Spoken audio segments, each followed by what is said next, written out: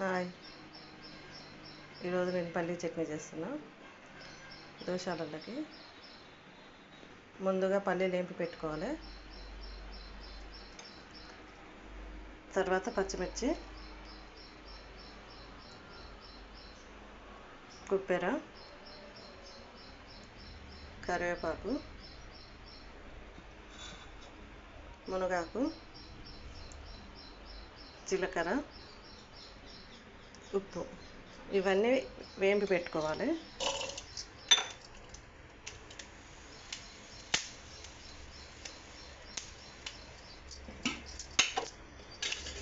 వేగేటప్పుడు కొంచెం ఆయిల్ వేయాలి,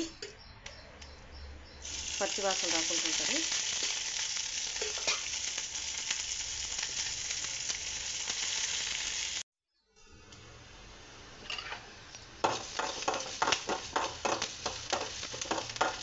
ఇలా వేగిన తర్వాత మునగాకు, కరివేపాకు వేసి మళ్ళీ ఇది లైట్గా వేపాలి. ఇలా వేగిన తర్వాత కొబ్బరి వేయాలి. కొబ్బరి కూడా వేపాలి, లేదంటే పచ్చి వాసన వస్తుంది.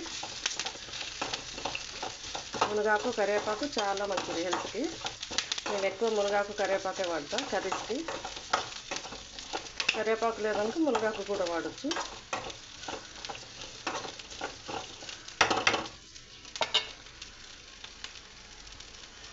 తర్వాత జీలకర్ర,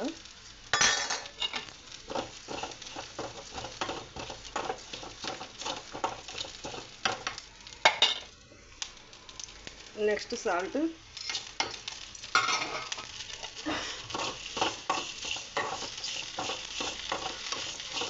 ఇలా వేయించుకోవాలి. చాలామంది పల్లీలు పొట్టు తీసి మిక్సీ పడతారు, అట్లా పొట్టు తీయద్దు. పొట్టు ఉంటుంది, హెల్త్కి మంచిది పల్లీలు.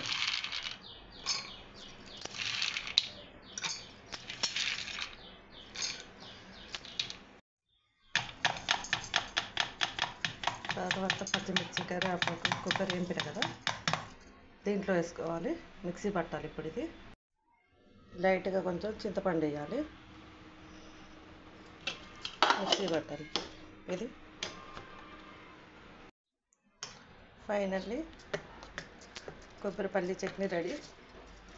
ఎమ్మీగా ఉంటుంది, దోశలోకి తినొచ్చేది. పల్లి చట్నీకి తాలింపు వేసిన, తాలింపు పెట్టుకున్న పర్లేదు, పెట్టకపోయినా పర్లేదు, పెట్టుకుంటే ఇంకా చాలా బాగుంటుంది.